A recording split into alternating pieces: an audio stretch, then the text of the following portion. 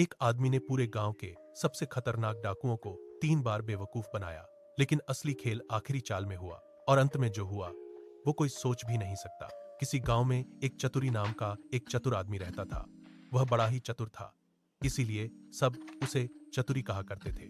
घर में वह और उसकी स्त्री थी। उनकी गुजर बसर जैसे तैसे होती थी, इससे वे लोग हैरान रहते थे। एक दिन चतुरी ने सोचा कि गांव में रहकर तो उनकी हालत सुधरने से रही, तब क्यों न वह कुछ दिन के लिए शहर चला जाए और वहां से थोड़ी कमाई कर लाए। स्त्री से सलाह की तो उसने भी जाने की अनुमति दे दी। वह शहर पहुंच गया। मेहनती तो वह था ही, सूझबूझ भी उसमें खूब थी। कुछ ही दिनों में उसने रुपए कमा लिए। इसके बाद वह गांव को रवाना हो गया। रास्ते में घना जंगल पड़ता था। जंगल में डाकू रहते थे। चतुरी ने मन कहा कि वह रुपए ले जाएगा तो डाकू छीन लेंगे। उसने उपाय खोजा। एक घोड़ी खरीदी और कुछ रुपए उसकी पूंछ में बांधकर चल दिया। देखते देखते डाकुओं ने उसे घेरा। बोले, बड़ी कमाई करके लाया है चतुरिया, ला निकाल रुपए। चतुरी ने कहा, रुपए मेरे पास कहाँ हैं? जो थे उससे यह घोड़ी खरीद लाया हूं। इस घोड़ी की बड़ी करामात है, मुझे यह रोज 50 रुपए देती है। इतना कहकर उसने मारा। पूंछ में डंडा की खन खन करके 50 रुपए निकल पड़े। डाकुओं का सरदार बोला, सुन भाई, यह घोड़ी तुमने कितने में खरीदी है? चतुरी ने कहा, क्यों, उससे तुम्हें क्या? वह बोला, हमें रुपए नहीं चाहिए, यह घोड़ी दे दो। नहीं, चतुरी ने गंभीरता से कहा, मैं ऐसा नहीं कर सकता, मेरी रोजी की आमदनी बंद हो जाएगी। सरदार बोला, ये ले, घोड़ी के लिए 100 रुपए। चतुरी ने और आग्रह करना ठीक नहीं समझा। रुपए लेकर घोड़ी उन्हें दे दी और गांव की ओर चल पड़ा। घर आकर सारा किस्सा अपनी स्त्री को सुना दिया। उसने कहा, हो न हो, 2-4 दिन में डाकू यहां आए बिना नहीं रहेंगे, हमें तैयार रहना चाहिए। अगले दिन वह खरगोश के 2 एक से बच्चे ले आया। एक उसने स्त्री को दिया। बोला, एक से बच्चे, मैं रात को बाहर की कोठरी में बैठ जाया करूंगा। जैसे ही डाकू आए, इस खरगोश के बच्चे को यह कहकर छोड़ देना कि जा चतुरी को लिवा ला, आगे मैं संभाल लूंगा। डाकुओं का सरदार घोड़ी को लेकर अपने घर गया और रात को आंगन में खड़ा करके पूंछ में डंडा मारा और बोला, ला रुपए। रुपए कहां से आते? उसने कसकर कई डंडे पहले तो पूंछ में मारे, फिर कमर में। घोड़ी ने लीद कर दी, पर रुपए नहीं दिए।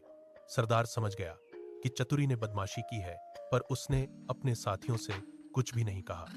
घोड़ी दूसरे के यहां गई, तीसरे के यहां गई। उसकी खूब मरम्मत हुई, पर रुपये बेचारी कहां से देती? चतुरी ने उन्हें मूर्ख बना दिया। किन इस बात को अपने साथी से कहे तो कैसे? उसकी हंसाई जो होगी। आखिर 5वें डाकू के यहां जाकर घोड़ी ने दम तोड़ दिया। तब भेद खुला। फिर सारे डाकू मिलकर एक रात को चतुरी के घर पहुंच गए। दरवाजा खटखाया। चतुरी की घरवाली ने खोल दिया। सरदार ने पूछा, कहां है चतुरी का बच्चा? स्त्री बोली, वह खेत पर गए हैं, आप लोग बैठें, मैं अभी बुला देती हूं। इतना कहकर उसने खरगोश के बच्चे को हाथ में लेकर दरवाजे के बाहर छोड़ दिया और बोली, जा रे, चतुरी को फौरन लिवाला। क्षण भर बाद ही डाकुओं ने देखा कि चतुरी खरगोश के बच्चे को हाथ में लिए चला आ रहा है। आते ही बोला, आप लोगों ने मुझे बुलाया है। इसके पहुंचते ही मैं चला आया।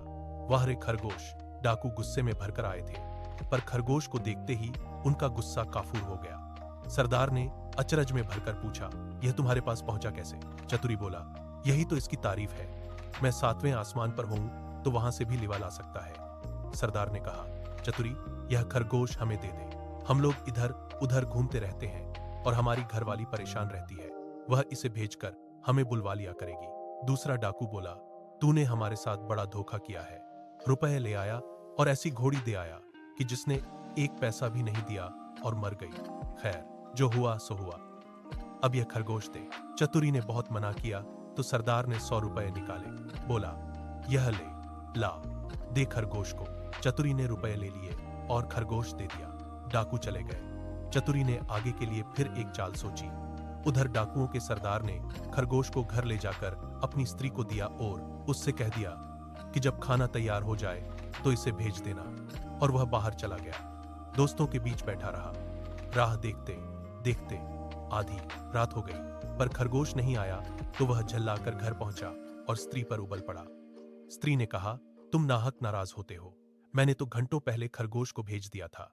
सरदार समझ गया कि यह चतुरी की शैतानी है। वे लोग तीसरे दिन रात को फिर चतुरी के घर पहुंच गए। उन्हें देखते ही चतुरी ने अपनी स्त्री से कहा, इनके रुपए लाकर दे दे। स्त्री बोली, मैं नहीं देती। नहीं देती? चतुरी गरजा और उसने कुल्हाड़ी उठाकर अपनी स्त्री पर वार किया। स्त्री लहूलुहान होकर धरती पर गिर पड़ी और आंखें मूंद गईं। डाकू दंग रह गए। उन्होंने कहा, अरे चतुरी, तूने यह क्या कर डाला? चतुरी बोला, तुम लोग चिंता न करो, यह तो हम लोगों की रोज की बात है, मैं इसे अभी जिंदा किए देता हूं। इतना कहकर वह अंदर गया और वहां से एक सारंगी उठा लाया। जैसे ही उसे बजाया कि स्त्री उठ खड़ी हुई। चतुरी ने उसे पहले से ही सिखा रखा था और खून दिखाने के लिए वैसा रंग तैयार कर लिया था। नाटक को असली समझकर डाकुओं का सरदार चकित रह गया। उसने कहा, चतुरी भैया, यह सारंगी तू हमें दे दे। चतुरी ने बहुत आना कानी की तो सरदार ने 100 रुपए निकालकर दसे और दे दिए और सारंगी लेकर वे चले गए।